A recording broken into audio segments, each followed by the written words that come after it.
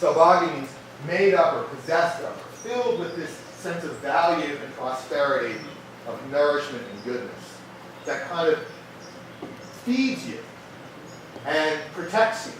And so it can work in all these possible ways. But what the demon story here is about the idea that your desires are truly your greatest vulnerability. They're your greatest vulnerability because they're part of your deepest nature. There's nothing about your desire that you can actually eliminate. All you can do is repress it, deny it. You can kind of manage it and play with it, but you can't be anything but a form of desire. That takes on these ways or forms, and the form here is the calf, where the intention is to dissimulate its very nature, right? The very nature of the calf is a kind of sweetness, a kind of goodness, a kind of innocence. And what it means to do is, in a certain way, just lie to you. And so what Krishna tells us, who Krishna is in this first story, is our capacity to recognize that falsity. He doesn't tell us it's particular, and notice how the story works. He doesn't find it particularly hard to take that demon and to see it right away. Like the story goes, and he recognized the demon. It doesn't go, he pondered, he contemplated. He goes, because what he's really saying is, most of us really know when a desire or a feeling is sort of wrong. We really do get it. We get, and it's not the desire that's wrong, it's what we allow ourselves the desire to become that's wrong. It's not the desire that's wrong, it's what we allow the desire to turn into. So the story begins with the idea that as Krishna, and that's you and me and everyone else, remember, you're every character in the story. You're every character in the story. That's the key to seeing the stories in more meaningful ways, right? Because they're not about those people long ago and far away or the gods, they're about us. So the first principle of Krishna's consciousness as desire is that you know your desires. Step into them. Affirm them. Let them be auspicious. And the sign of that auspiciousness, how would you recognize that as an experience? It would be saubhagya to you.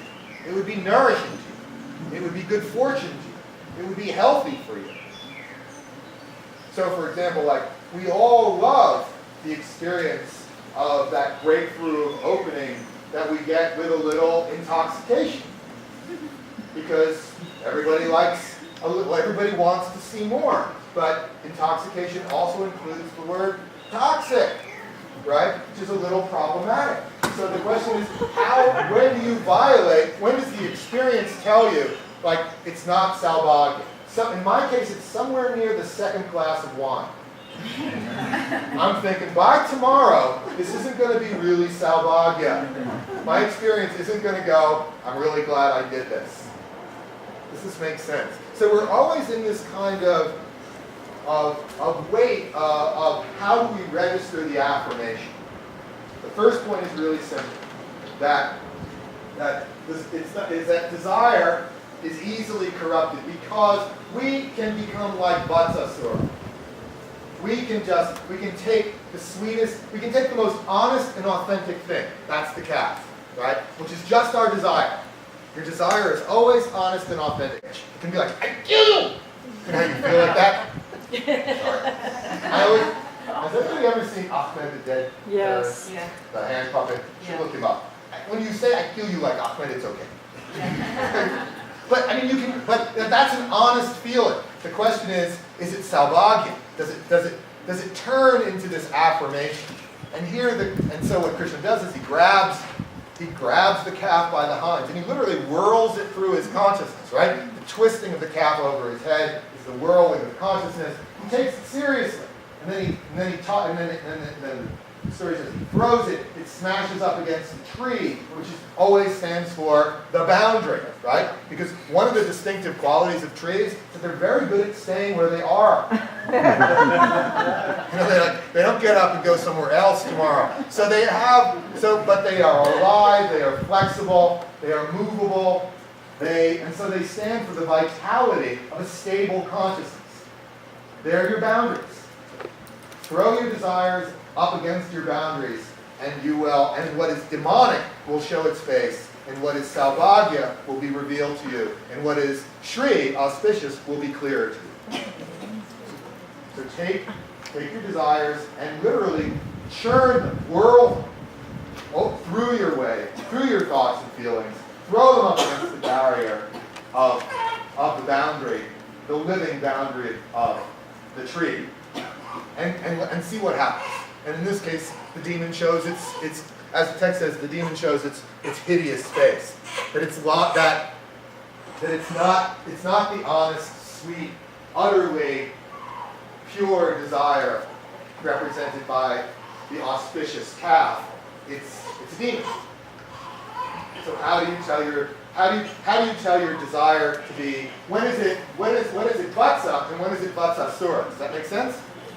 When is it like the calf, and when is it like the calf that's not in your interest?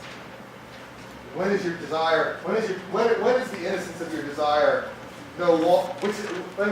When is the honesty of your desire not salvaged? It's not going to be to your benefit, to your prosperity.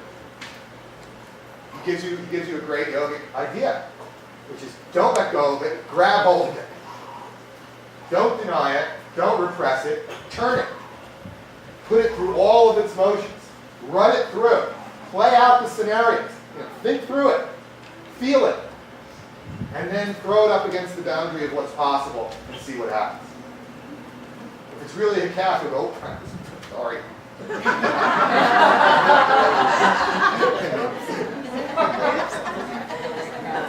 Let's have to get a little more violence after that because I told this whole story yesterday. Now in the Bakasura story, in the heron story, the heron is a friend of Kamsa. This Bakasura is a demon who's a friend of Kamsa. So it's not like he's the demon in this case is kind of enlisted. And this of course is Kriya Yoga. It's this one here. The Kriya is Bakasura.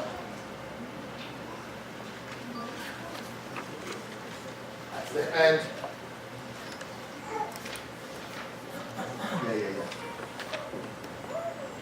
and the middle category here are the 5 essential teachings of Tantra. So I'm writing a book called The 5 Essentials. These are the 5 sort of things that make Tantrikas Tantrikas. They're turning up in the stories, not exactly in all the. I would put them in a different order if I were explaining them, but we'll explain them in the order of the stories. Is that okay? So Kriya is the principle of Swatantriya, which means freedom, self-looming. It's literally what it means. Loomed out of its own nature. It's the concept of freedom. And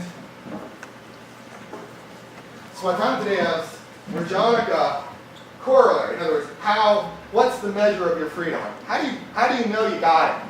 Like, how do you know you're on that path? How do you know, what's the feeling that it creates? What's the symptom and the markers? What are the lakshmis? What are the characteristics of being free? And in this case, the answer is actually the word Rajanaka. Because the word Rajanaka is the diminutive of the word Raja. And Raja in the Indian sense, like royal or regal, always means complete or absolute sovereignty, complete control. So in all of those traditions where you find the compound Raja Yoga, like very often Patanjali's yoga is called Raja Yoga. And the reason is because you are engaging to the extent of a king. That is, you are in complete control. In complete control of what? Of the psychophysical consciousness. Right, of the chitta. You want to become completely Raja. No longer, because in those yogas, the opposite of Raja is victim. Right? Subject. You are subject to the world rather than master of the world. And so the other yoga traditions use the word Raja as a mark of complete mastery. And that's what the yogi is supposed to ultimately have. Complete control, complete mastery. They've got every bit of everything all worked out. That's their claim. When you add the dimension